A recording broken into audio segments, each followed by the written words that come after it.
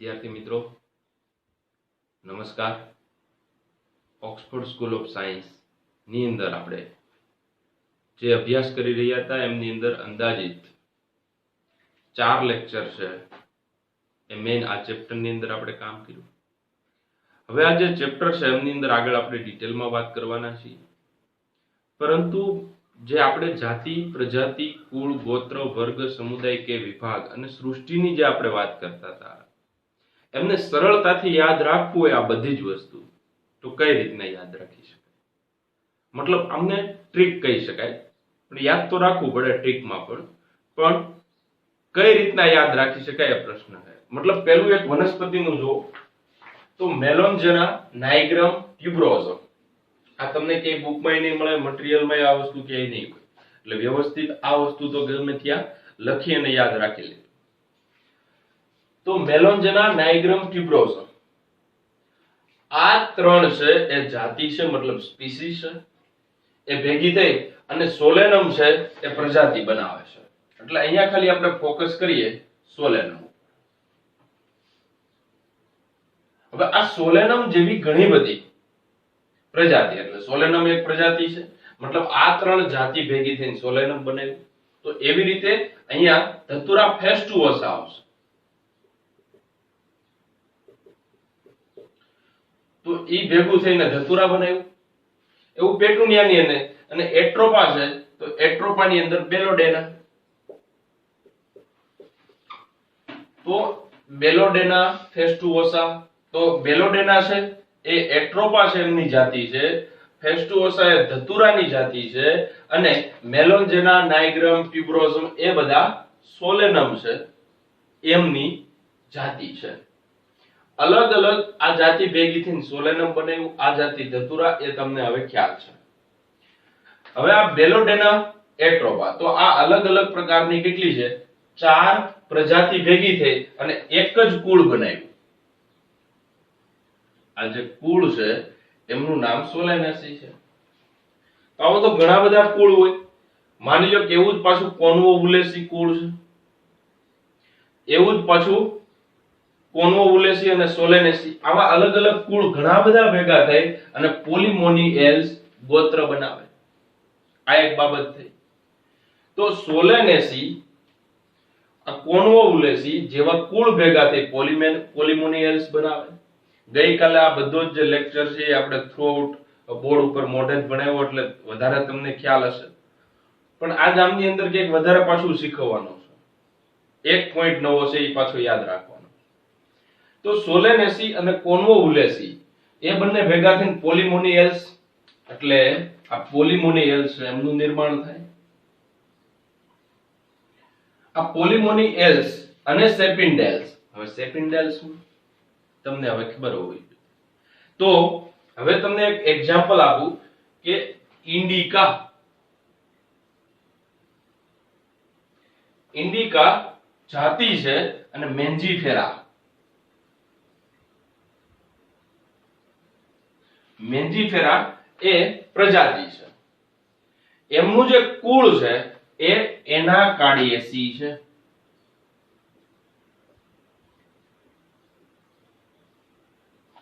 એનું કુળ છે એ એનાકાર્ડિયેસી છે। તો વિદ્યાર્થી મિત્રો ઇન્ડિકા, મેન્જીફેરા, એના પછી એવું એનાકાર્ડિયેસી, તો એનાકાર્ડિયેસી છે એમના જો ગોત્રની વાત કરું તો સેપિન્ડેલ્સ છે। તો આ સેપિન્ડેલ્સ એ આંબા સાથે જોડાયેલું છે। તો આ જે આખો ક્રમ થયો એ સેપિન્ડેલ્સ ગોત્ર છે એમનું નિર્માણ કરશે।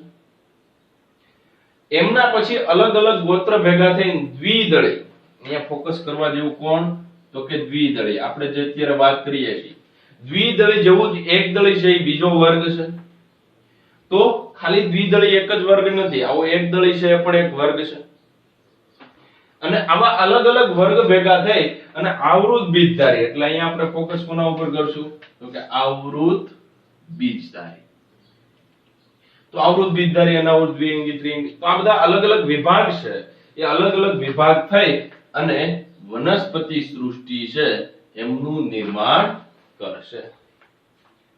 તો સરળ રીતે તમે યાદ રાખવું હોય તો આ રીતના તમે સ્ટેપ બાય સ્ટેપ અને નીચે જાતિ, પ્રજાતિ, કુળ, ગોત્ર, વર્ગ, વિભાગ અને સૃષ્ટિ આવી રીતના 7નો ક્રમ બનાવીને તમે યાદ રાખી શકો છો. તો આવી જ રીતના મકાઈ છે, તો મકાઈ અને ઘઉંનું એક સામાન્ય રીતે બને, એ તમારે હોમવર્કમાં છે. હું એકવાર બોલી જાઉં છું, પણ એ તમારે વ્યવસ્થિત યાદ રાખવાનું છે.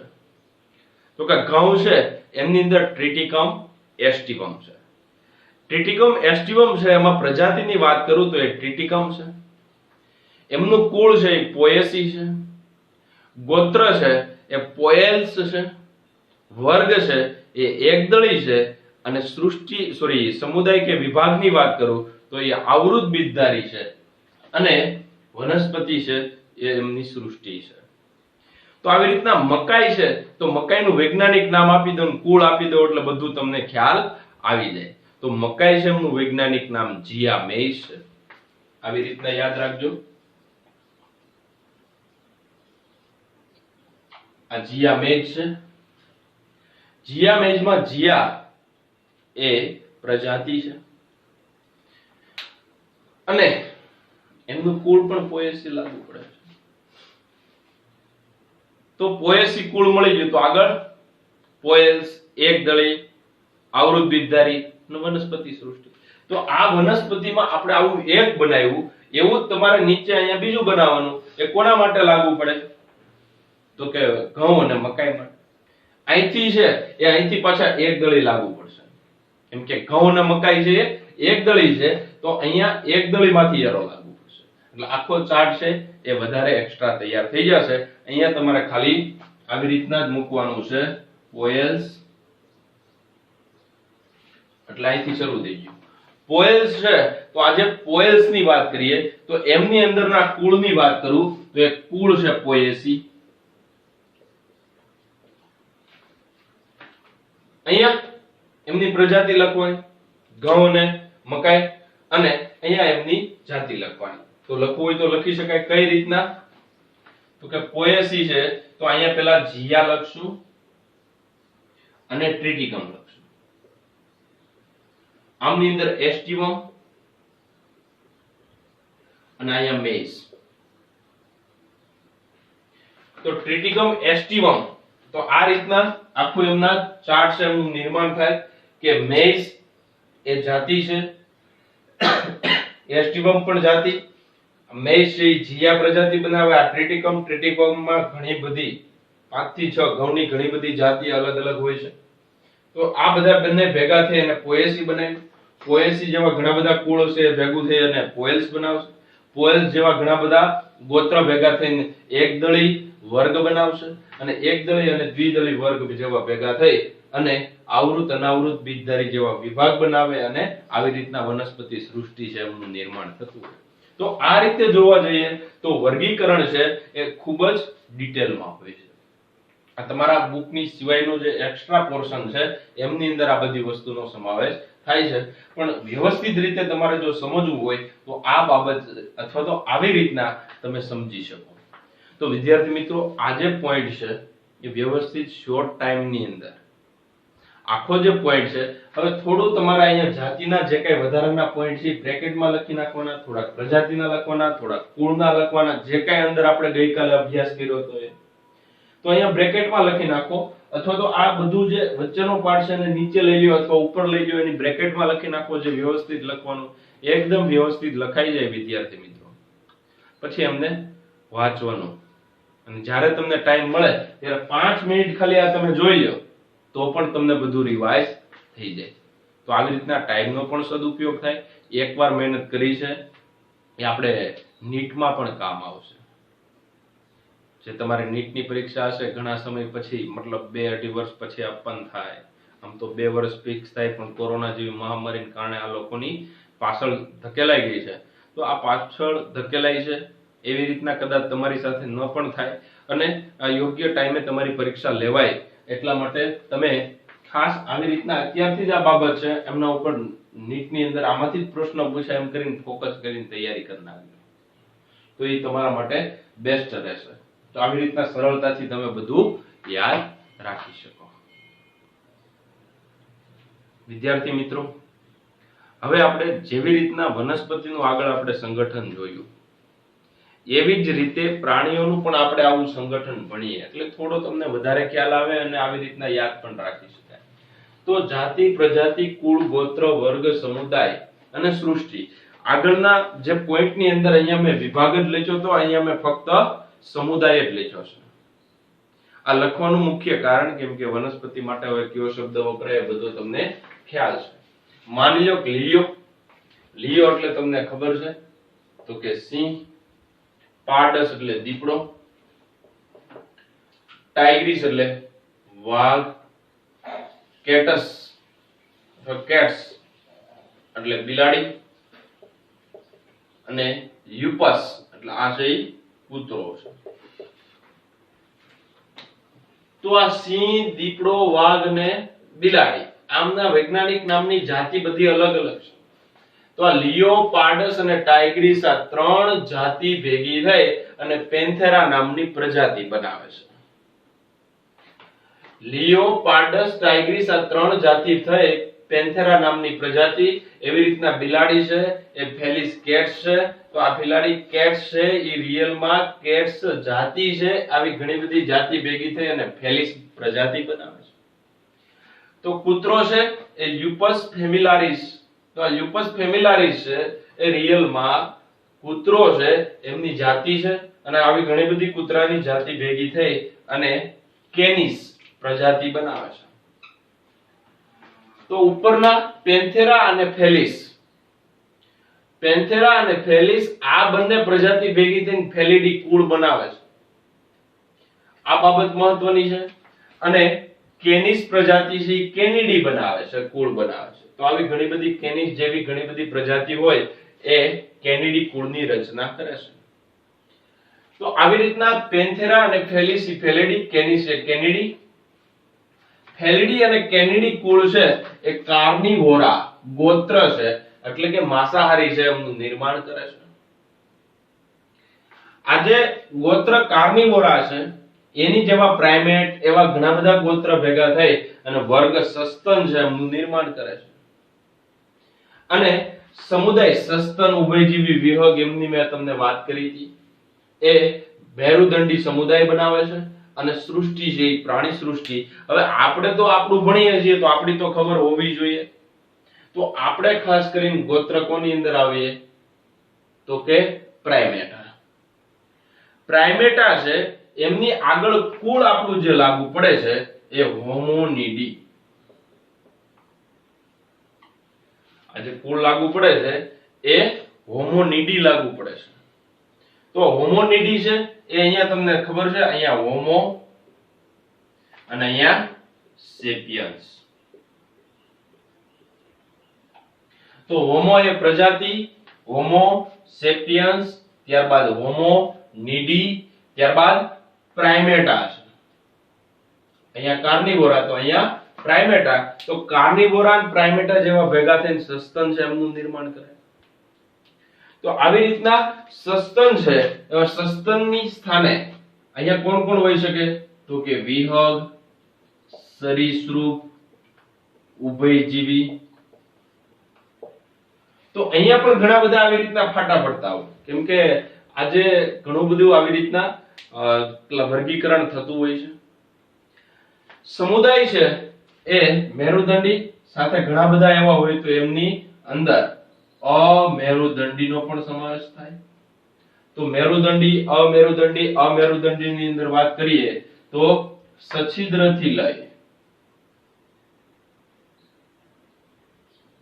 સામી મેરુદંડી અહીંયા સુધી અલગ અલગ સમુદાય છે એમની અંદર નામ આવે. અને આ બધા જ મેરુદંડી, સછિદ્ર, સામી મેરુદંડી બધા જ ભેગા થઈ અને પ્રાણી સૃષ્ટિ છે એમનું નિર્માણ કરે છે.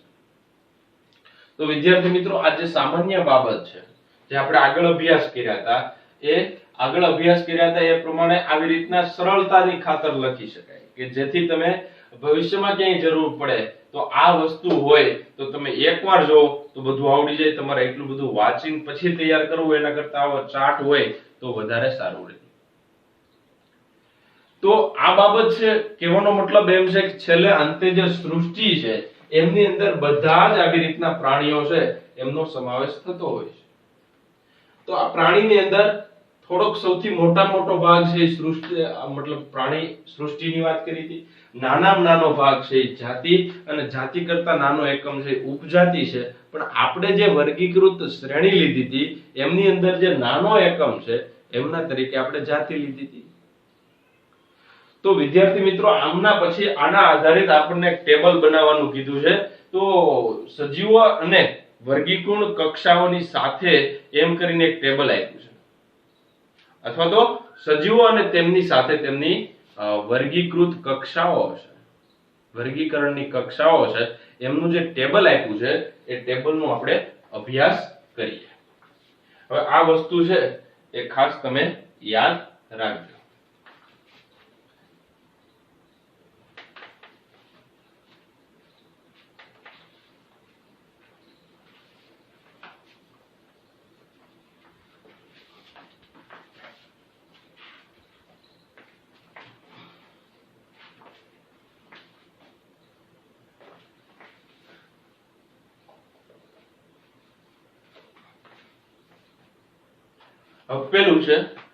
પેલું તો તમને સામાન્ય નામ ખબર હોવી જોઈએ. એટલે અહીંયા જે કઈ આપણે કોઈનું લખવાનું છે એ સામાન્ય નામ છે. પેલું સામાન્ય નામ. માની લો શરૂઆતમાં પેલું છે એ મનુષ્ય માટે આપેલું છે. ત્યારબાદ બીજો આપણે અભ્યાસ કરવાનો છે ઘરમાંથી.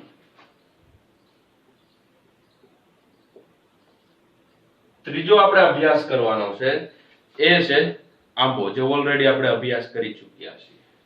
એટલે અહીંયા આંબો. અને ત્યારબાદ આપણે જે અભ્યાસ કરવાનો છે એ 4 નંબરનું ઘઉં, જેમનો પણ આપણે આગળ અભ્યાસ કરી ચૂક્યા છીએ, જેથી તમને મોસ્ટ ઓફ માહિતી હોય. હવે ત્યારબાદ વૈજ્ઞાનિક નામ.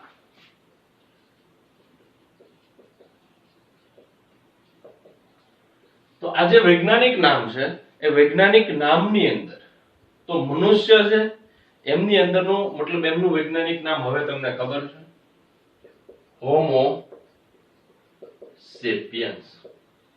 જ્યારે પણ આ નામ લખો એમની નીચે અંડરલાઈન કરવી. એમના પછી આ જે ઘર માખી છે એ ઘર માખી એટલે 3 પ્રકારની આપણે બાયોલોજી માખી ભણવાની આવે. ખાલી માખીની વાત કરીએ તો આપણે 3 પ્રકારની ભણીએ છીએ. એક તો મધમાખી એપિસ ઇન્ડિકા, બીજું ઘર માખી મસ્કા ડોમેસ્ટિકા, અને ત્રીજી ડ્રોસોફિલા ફ્રૂટ ફ્લાય ફળમાખી ડ્રોસોફિલા મેલાનોગાસ્ટર. તો અહીંયા આપણે જે ફક્ત વાત કરીએ એટલે માખીમાં કે નામમાં જે ચેન્જીસ ન આવે, એટલે અત્યારે જ મેં તમને વાત કરી દીધી 3 પ્રકારની માખી છે એ માખી આપણે ભણવાની છે. તો એનું અહીંયા તમને નામે લખી દઉં એટલે ખબર પડે. એક તો ઘર માખી અહીંયા ઉપર આપેલી છે, એમના સિવાય મધમાખી અને ફળમાખી. તો આ જે મધમાખી છે એમને એપિસ ઇન્ડિકા, અને જે ફળમાખી છે એને ડ્રોસોફિલા મેલાનોગાસ્ટર.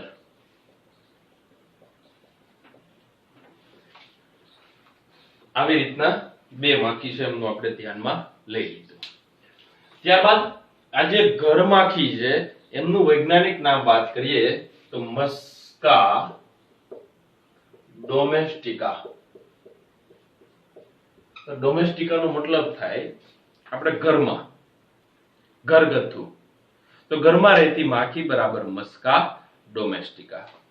ત્યારબાદ આંબો છે. આંબાનું નામ હવે તમને યાદ રહી ગયું હશે, મેન્જીફેરા ઇન્ડિકા. અને ઘઉં છે તો એનું પણ વાત કરી, ટ્રિટિકમ એસ્ટિવમ. આ ક્લિયર થઈ ગયું, સામાન્ય નામ આવડી ગયું. હવે આપણે એક ઉપર ક્રમ મૂકી દેવાનો છે, જે આપણે ઓલરેડી ભણ્યા છીએ. તો આ ટેબલ કઈ રીતના યાદ રાખી શકાય? તો હવે આપણે જાતિ આવડી ગઈ, પ્રજાતિ. પ્રજાતિથી શરૂ કરીએ તો પહેલું આવશે પ્રજાતિ. આ એક. પ્રજાતિ પછી ખાસ કુળ આવશે. આ એમનું કુળ થયું. તો કુળ પછી તમને ખબર છે આગળ આપણે અભ્યાસ કરી ચૂક્યા એ પ્રમાણે ગોત્ર. તો અહીંયા કુળ પછી ગોત્ર, ગોત્ર પછી વર્ગ. આ પણ તમને યાદ છે. તો ગોત્ર છે, એમના પછી વર્ગ, અને વર્ગ પછી સમુદાય કે વિભાગ. તો અહીંયા વર્ગ અને અહીંયા સમુદાય કે વિભાગ. આવી રીતના આપણે લખી શકીએ. તો વિદ્યાર્થી મિત્રો, આમ બધાની પ્રજાતિ છે એ તમને હવે પહેલું જે નામ છે એ પહેલું નામ હવે પ્રજાતિ છે. તો પ્રજાતિની અંદર જો પહેલું નામ વાત કરીએ તો અહીંયા બધાના પહેલા નામ તમારે લઈ લેવાના છે. તો અહીંયા આપણે લેશું હોમો. અહીંયા નામ લેશું આપણે મસ્કા.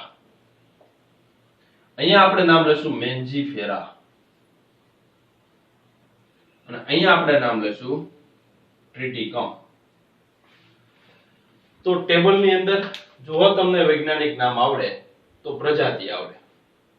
પ્રજાતિ ઉપરથી તમને કુળ સરળતાથી યાદ રહી શકે, કેમ કે હોમો પાછળ તમને ડી ને સી લગાવવાનો છે એ નિયમ તમને યાદ છે. તો હોમો ઉપરથી યાદ રાખવાનું હોમોનિડી. હોમો ઉપરથી આમનું જે કુળ છે એ યાદ રાખવાનું હોમોનિડી. મસ્કા ઉપરથી યાદ રાખવાનું મસ્કીડી. તો બે ની પાછળ ડી લગાવેલું છે. આગળ આપણે જે નિયમ ભણી ગયા હતા એ પ્રમાણે. તો આ મસ્કીડી થયું. આ મેન્જીફેરા છે એનો આપણે અભ્યાસ કરી ગયા છીએ. એના કાળીએ સી. તો અહીંયા સી શબ્દ મહત્વનો છે. એવી જ રીતના આજે ટ્રિટિકમ એસ્ટિવમ એના કુળની પણ વાત કરી. એમનું જે કુળ છે એમનું નામ છે પોએસી. તો ટ્રિટિકમ એસ્ટિવમ, ટ્રિટિકમ પોએસી. હવે આપણે વાત કરીશું ગોત્રની. તો જે આ ગોત્ર છે એ ગોત્ર કોને કહેવાય? તો કે આવા અલગ અલગ કુળ ભેગા થઈને ગોત્ર બને છે. આ ગોત્રની અંદર પહેલું છે એ અહીંયા તમને ખબર છે પ્રાઇમેટા. યાદ હશે તમને. અહીંયા જે છે એમને કહેવાય પ્રાઇમેટા. એવી જ રીતે આજે મસ્કીડી છે એમનું જે ગોત્ર છે એમનું નામ છે ડિપ્ટેરા. ડિપ્ટેરા આવ્યું એટલે પાછું તમને ધોરણ 12 ની અંદર એક પોઈન્ટ આવે છે. એ તમને થોડો એવો સમજાવો કે જેથી ખ્યાલ આવે કે આ ડિપ્ટેરા શું છે. તો આ ડિપ્ટેરા ગોત્ર જે છે, બરોબર છે, એમના પ્રાણીઓ ખાસ કરી અને કીટકો અને જીવજંતુ આપણે કહી શકીએ. કીટકો આવે છે. તો આ જે ડિપ્ટેરા છે, મચ્છર છે, માખી છે, એ બધા એ ખાસ જે કપાસ છે એ કપાસની અંદર નુકસાન પહોંચાડે છે.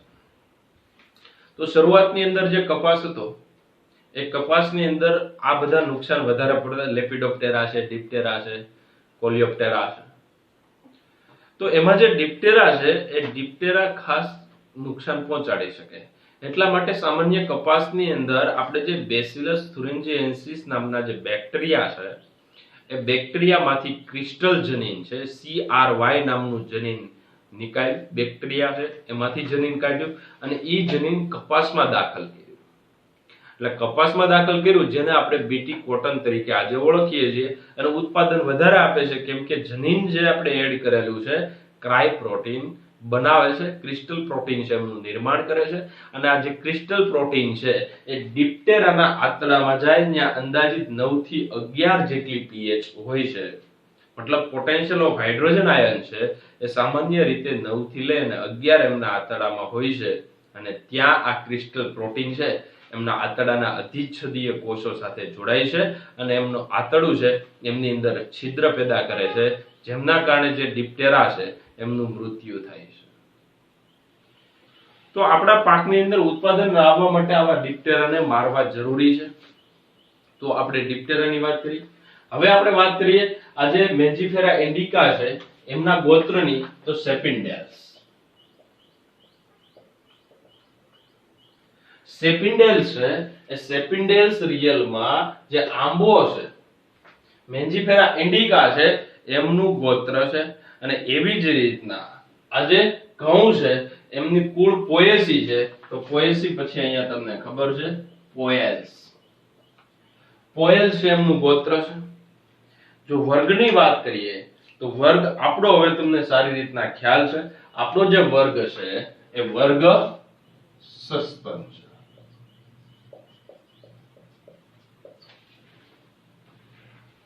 ત્યારબાદ આ યાદ રાખજો, આ જે નેક્સ્ટ પોઈન્ટ છે બરોબર છે, એ ડિપ્ટેરા છે એમનો વર્ગ કીટક છે. જે ડિપ્ટેરા છે એમનો જે વર્ગ છે એ કીટક છે. તો આ જે કીટક છે એમના જો સમુદાય વિભાગ, આ બંને હવે તમને ખ્યાલ છે સમુદાય, તો સમુદાય છે એ અહીંયા મેરુદંડી લાગુ પડે છે, અહીંયા મેરુદંડી લાગુ પડે છે. અને કીટક હોય તો એમનો જે રિયલમાં સમુદાય છે એ સંધિપાદ છે. તો આખું સસ્તન છે બરોબર છે, એમ આખું કીટક છે, કીટક આખો વર્ગ છે, તો સંધિપાદ છે એમની અંદર કીટક છે એ વર્ગમાં આવશે. તો અહીંયા બે ભેગું ન થાય, કેમ કે આ કીટક વર્ગ છે એ ઘણાને ખ્યાલ ન હોય, તો શોર્ટ ક્વેશ્ચન માટે ખાસ યાદ રાખવું કે કીટક છે એક વર્ગ છે. ઘણા કીટક છે એને સંધિપાદ, આ બંને સમાન શબ્દો રાખતા હોય, સમાન શબ્દો નથી.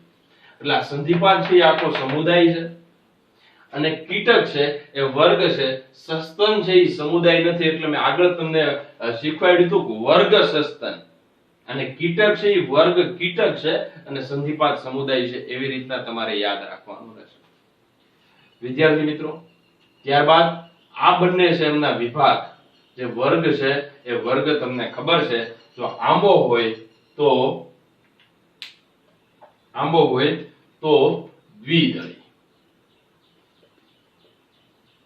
અને ઘઉં છે એમનો સમાવેશ એક દળીમાં થાય છે. તો આ બાબત છે એ મહત્વની રહેશે, કેમ કે આંબોની અંદર મેન્જીફેરા, એનાકાર્ડિયેસી, સેપેન્ડિયલ્સ, દ્વિદળી, અને એમનો જો વિભાગની વાત કરવામાં આવે તો વિભાગ છે એ આવૃત બીજધારી છે. તો આના શબ્દ છે એમનો મતલબ સમજીએ કે આવૃત બીજધારી એટલે શું.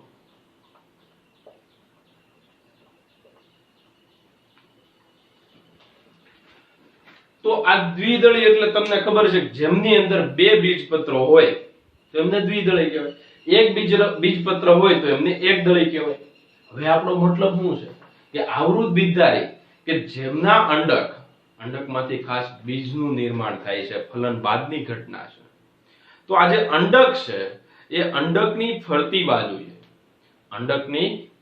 બાજુએ જો આવરણ હોય, મતલબ આવૃત, તો અંડકની ફરતી બાજુએ આવરણ હોય તો આવૃત બીજધારી, ન હોય તો અનાવૃત બીજધારી. તો સાયકસ, પાઇનસ, ઓરોકેરિયા, નાતાલ વૃક્ષ અથવા તો ક્રિસમસ ટ્રી તરીકે ઓળખીએ છીએ.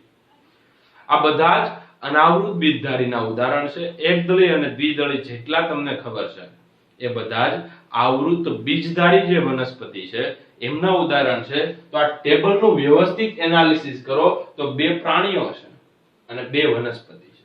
તો તમારે આખું જો યાદ રાખવાનું થાય તો હોમો સેપિયન્સ, હોમોનિડી, પ્રાઇમેટા, સસ્તન અને મેરુદંડી, એમ આખો ક્રમ યાદ કરી લેવાય, એમ પાકું કરી લેવાય, જેથી વ્યવસ્થિત તમને સમજાઈ ગયું હોય. તો સમજાઈ ગયા બાદ તમને અંદાજિત 50% તો અત્યારે યાદ રહી ગયું, બાકીના 50% છે એ કદાચ મોઢે બે વાર લખીને પાકું કરવાનું થાય શરૂઆતમાં તો કરી નખાય.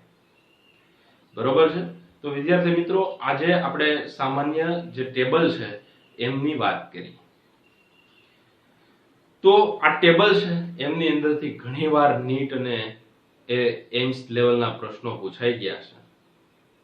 તો આ જે નીટ લેવલના પ્રશ્નો જો આ ટેબલમાંથી પૂછાતા હોય અથવા તો આગળ જે આપણે બે ચાર્ટ બનાવ્યા એમાંથી પૂછાતા હોય તો અત્યારે જ તૈયારી કરી લેવાય. 2 વર્ષની અંદર ઘણીવાર રિવિઝન થાય અને તમને પરફેક્ટ રીતે આવડી જાય અને એકદમ પાકું થઈ જાય.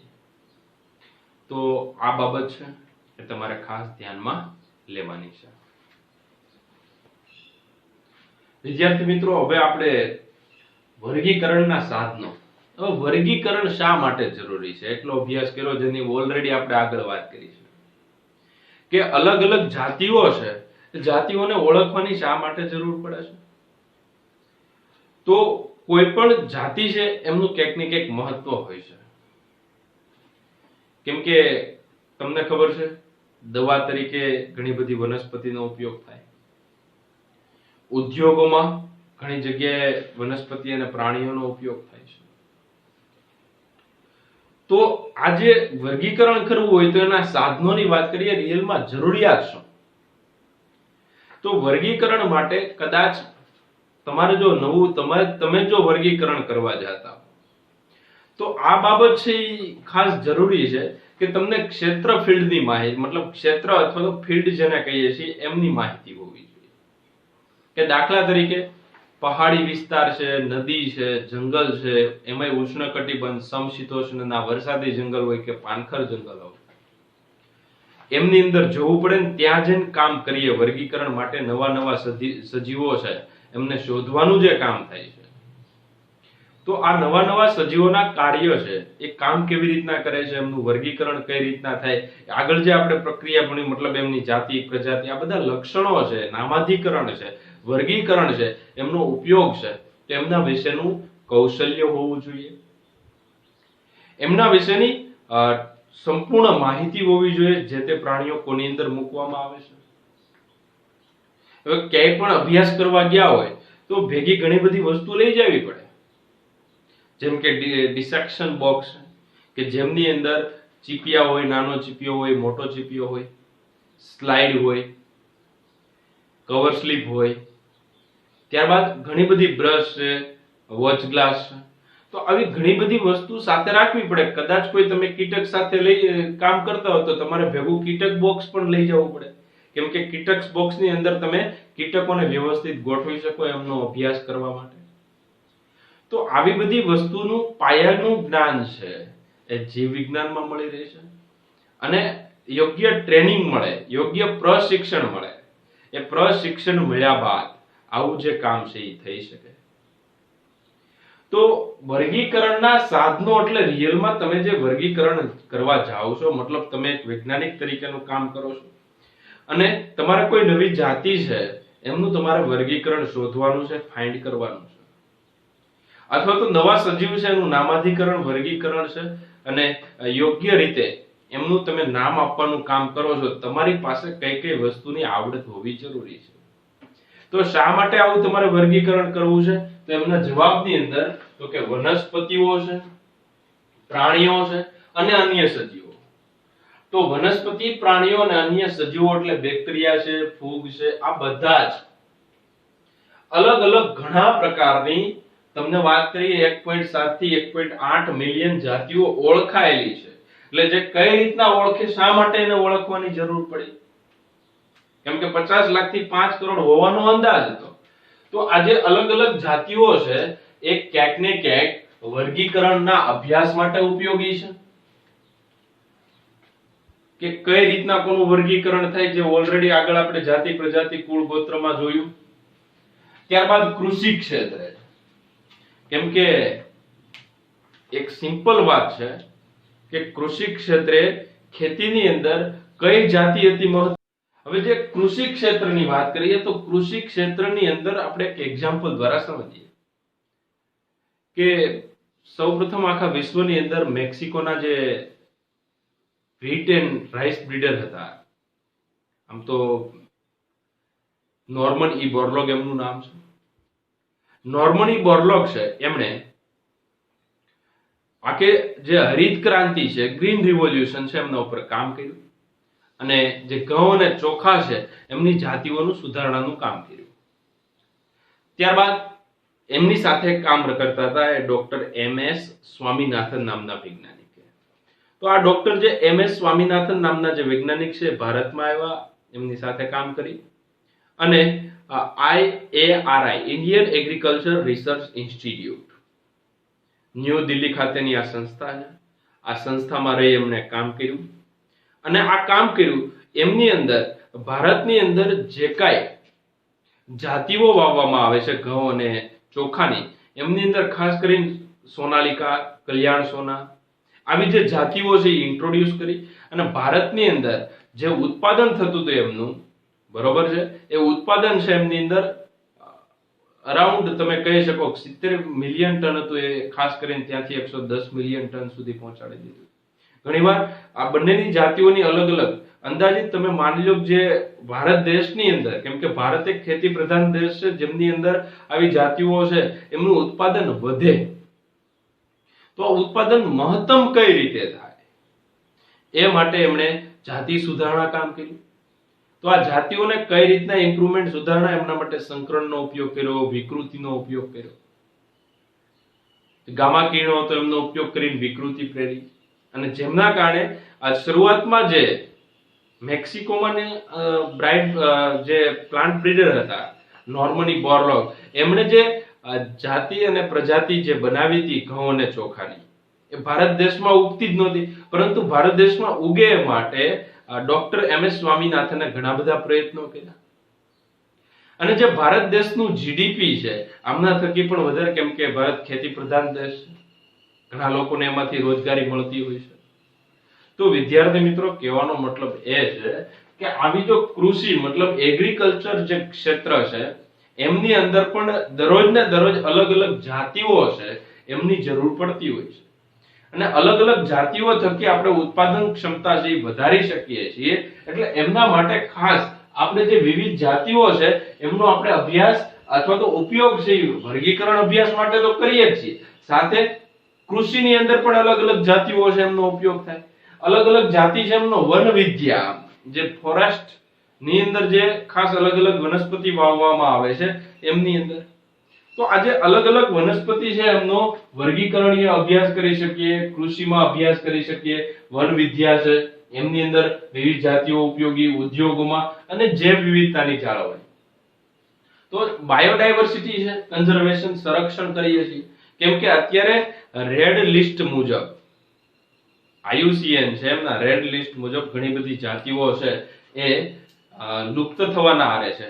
એમના માટે ખાસ જૈવ વિવિધતા જાળવણી કરવી પડે, આપણે રાષ્ટ્રીય ઉદ્યાન બનાવવા પડે, અથવા તો અભયારણ્ય બનાવવા પડે, સીડ બેંક બનાવવી પડે, જીન બેંક બનાવવી પડે, પોલેન બેંક બનાવવી પડે. આવું શા માટે કરવું પડે છે? તો કે જૈવ વિવિધતાની જાળવણી માટે. તો અમુક જાતિઓ છે જૈવ વિવિધતાની જાળવણી માટે અતિ મહત્વની હોય, તો કોની? વનસ્પતિ, પ્રાણીઓ અને અન્ય જીવો છે એની વિવિધ જાતિઓ છે કે આ ક્ષેત્રમાં ઉપયોગી છે. તો સાચું વર્ગીકરણ અને આ બધી જગ્યાએ ઉપયોગી છે, એટલે એકદમ સાચું વર્ગીકરણ થાય અને ઓળખ વિધિ થાય, એ ખૂબ જ અત્યંત મહત્વની બાબત કહી શકાય. તો આ સાચું વર્ગીકરણ અને ઓળખ વિધિ કરવું હોય તો આગળના જે આપણે નિયમો જોયા, એ નિયમોનું ખાસ પાલન કરવું પડે. તો આ બધું તમે શીખો ક્યાં? કે કોઈ પણ જાતિ છે એને ઓળખ વિધિ કઈ રીતના કરવી, એનું વર્ગીકરણ કઈ રીતના કરવું, એનું નામાધિકરણ કઈ રીતના કરવું.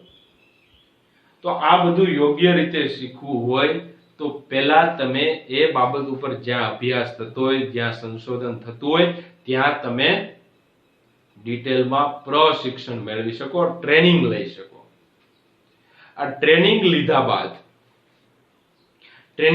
બાદ તમને બધું જ શીખવાડવામાં, નહીતર તમને બે રીતના બે ફિલ્ડ આપ્યા, તો આ બંનેનું કામ કરવું હોય તો તમારે પ્રયોગશાળામાં કામ કરવું પડે, ક્ષેત્ર અભ્યાસ, આ બંને વસ્તુની જરૂર પડે.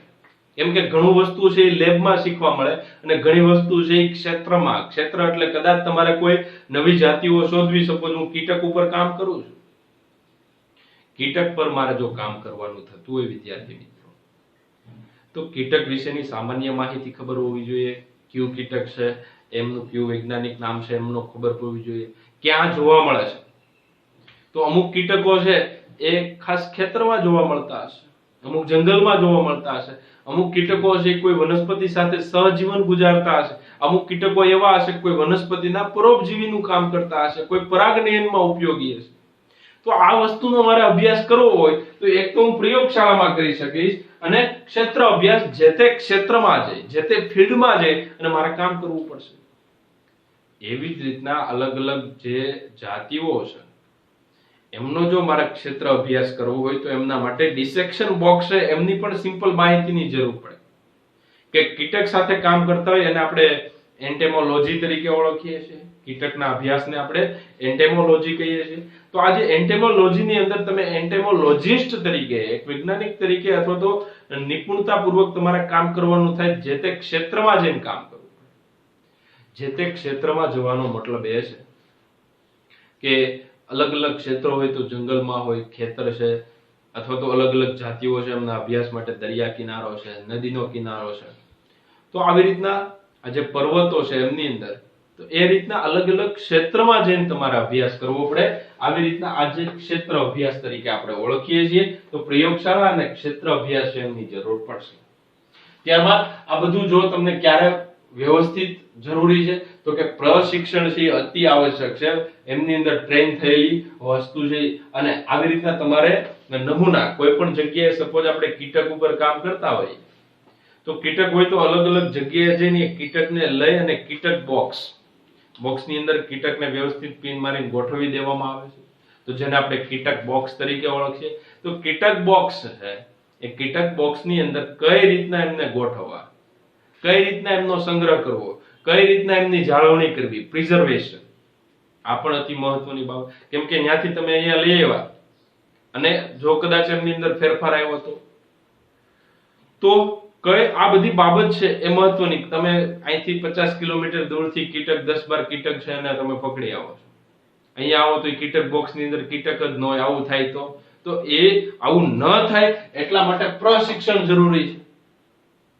અને કોઈ પણ આવો નમૂનો લીધો, કદાચ કોઈ માછલી સાથે આપણે કામ કરીએ છીએ ને એમનો નમૂનો લેવાનો હોય, તો ફોર્મેલિનના દ્રાવણની અંદર આખી જાર બનાવવામાં આવે, બરણી જેવું બનાવે, અને એની અંદર માછલીને રાખવામાં આવે.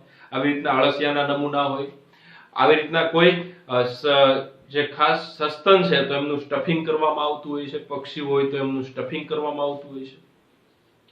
તો આ બધી બાબત છે એમનો આપણે જે નેક્સ્ટ લેક્ચર હશે એમની અંદર અભ્યાસ કરશું. પણ સામાન્ય માહિતી લઈ લઈએ કે આ જે ટોટલ વર્ગીકરણના સાધનો છે મુખ્ય 5 પ્રકારના છે. જો આ 5 વિશેની માહિતી હોય તો પણ તમને આ ઘણી બધી માહિતી મળી શકે કઈ રીતના વર્ગીકરણ અને નામાધિકરણ કરી શકાય. તો વનસ્પતિ સંગ્રહાલય, હર્બેરિયમ. વનસ્પતિ સંગ્રહાલય છે જેને આપણે હર્બેરિયમ તરીકે ઓળખીએ છીએ. તો એ હર્બેરિયમની અંદર એક પુઠ્ઠું લેવામાં આવે, પુઠ્ઠા ઉપર વનસ્પતિને ચોંટાડી દેવામાં આવે, અને સાઈડમાં તારીખ છે, ત્યારબાદ વૈજ્ઞાનિક નામ, સામાન્ય નામ, એમની જાતિ કઈ, આ બધા વિશેની માહિતી આપવામાં આવે. દાખલા તરીકે લીમડો છે તો લીમડાનું મારે આ તો વનસ્પતિ જે સંગ્રહાલય છે એનું નામ પ્રમાણે વનસ્પતિનો સંગ્રહ કરે, જેને આપણે હર્બેરિયમ કહીએ છીએ, અને જે બનાવીએ એને હર્બેરિયમ શીટ કહીએ છીએ.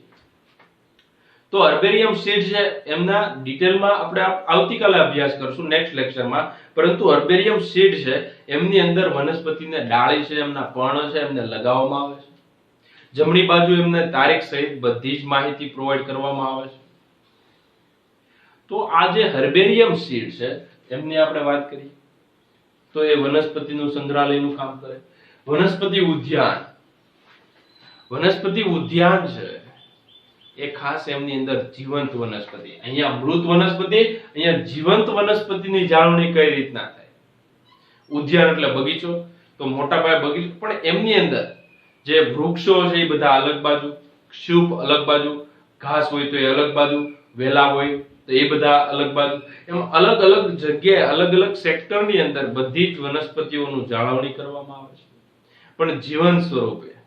આ ખાસ બાબત છે કે કોઈ પણ, તો સપોઝ ત્યાં લીમડો છે, આંબો છે, આવી બધી વનસ્પતિ ત્યાં ઉગતી હોય તો એને વાવવામાં આવે અને વ્યવસ્થિત યોગ્ય એમની જાળવણી કરવામાં આવે, જેને આપણે વનસ્પતિ ઉદ્યાન, બોટાનિકલ ગાર્ડન તરીકે, આજે વનસ્પતિ સંગ્રહાલય અને હર્બેરિયમ કહેવાય. જેટલા નામ ગુજરાતી મહત્વના એટલા જ અંગ્રેજી નામ મહત્વના છે. તો વનસ્પતિ સંગ્રહાલય છે એમને આપણે હર્બેરિયમ તરીકે, વનસ્પતિ ઉદ્યાન અને બોટાનિકલ ગાર્ડન તરીકે ઓળખીએ. એવી રીતના સંગ્રહાલય, મ્યુઝિયમ. સંગ્રહાલય એટલે કે મ્યુઝિયમ. તમને ઘણીવાર તમને ખબર હશે કે કોઈ પણ જગ્યાએ ખોદકામ કર્યું હોય અને અશ્મિઓ મળતા હોય છે. તો અશ્મિઓ છે, ડાયનોસોર હોય તો ડાયનોસોરના મ્યુઝિયમ તમે ઘણીવાર જોયા હશે. એવી જ રીતના બાયોલોજીમાં જે કઈ ઉપયોગ થતું હોય એમના મ્યુઝિયમ દ્વારા, કઈ રીતના માનવ હોય તો માનવના ઉદ્વિકાસ માટેનું પણ મ્યુઝિયમ હોય, ડાયનોસોર હતા તો એમની અલગ અલગ પ્રજાતિ છે, એમનું ખોદકામ દરમિયાન જે અશ્મિઓ મળતા હોય તો એ પણ મ્યુઝિયમમાં રાખવામાં આવતા હોય છે. તો મ્યુઝિયમ છે એક પ્રકારનું સંગ્રહાલય છે. આ મ્યુઝિયમ છે એ જીવ વિજ્ઞાન વિશેની માહિતી આપતું હશે એવું હશે, કેમ કે આપણે ભણીએ છીએ જીવ વિજ્ઞાન. અહીંયા કોઈ સામાન્ય માણસો અથવા તો એમની માહિતીના અભ્યાસ ઓછા હશે, પરંતુ જીવ વિજ્ઞાન આધારિત જે અશ્મિઓ મળ્યા હશે તો એમની માહિતી વધારે હશે. ત્યારબાદ પ્રાણી ઉદ્યાન. પ્રાણી ઉદ્યાન એટલે કે જે અલગ અલગ તમે સંગ્રહાલય, પ્રાણી સંગ્રહાલય છે એમનો અભ્યાસ કર્યો હશે, જોયા હશે, મુલાકાત લીધી હશે. તો ઇન્દ્રોડા પાર્ક છે. તો ઇન્દ્રોડા પાર્ક જેવા જે સંગ્રહાલય છે એમની અંદર તમે જોયું હશે અલગ અલગ સેક્ટર હશે. ત્યાં પણ તો કે સરીસૃપ, તો કે સાપનું ઘર અલગ હોય, પક્ષીનું ઘર અલગ હોય, સિંહ અલગ પિંજરામાં, મતલબ એમનું જે એરિયા હોય એ અલગ હોય. આવી બધી બાબત છે એ પ્રાણી સંગ્રહાલયમાં અલગ અલગ પ્રાણીઓની જાતિઓ છે એમને સાચવવામાં આવે છે. દરરોજ ધ્યાન રાખવામાં આવે, કઈ પ્રોબ્લેમ થાય તો જે વેટરનરી ડોક્ટર છે એ પણ યોગ્ય સમયે ડેલી ત્યાં હાજર હોય અને એમની જરૂર પડે તો એમનો પણ ઉપયોગ કરવામાં આવતો હોય છે. તો આવી રીતના પ્રાણીઓની જાતિઓને કઈ રીતના સાચવી શકાય જીવંત સ્વરૂપે, એમની અંદર પ્રાણીઓ વચ્ચે બ્રીડિંગ પણ કરવામાં આવતું હોય જેથી નવી સંતતિ દ્વારા જૈવ વિવિધતાને પણ જાળવણી મળી શકે. તો વિદ્યાર્થી મિત્રો, આ જે પ્રાણી ઉદ્યાન છે એ પણ તમે એમની મુલાકાત લીધી હશે. વનસ્પતિ ઉદ્યાન હોય તો એમની સંગ્રહાલય છે. ઘણીવાર તમે 8, 9, 10 માં જે ટૂરમાં ગયા હશો તો આ બધી બાબત છે તમે જોઈ હશે. ત્યારબાદ આપણે લાસ્ટમાં ઓળખ ચાવી એટલે આઈડેન્ટિફિકેશન કી છે એમનો અભ્યાસ કરવાનો છે. તો આઈડેન્ટિફિકેશન કી છે એમની અંદર કઈ રીતના કઈ પ્રાણીઓ છે એમને ઓળખી શકાય એમની સામાન્ય માહિતી છે એમનો આપણે અભ્યાસ કરીશું.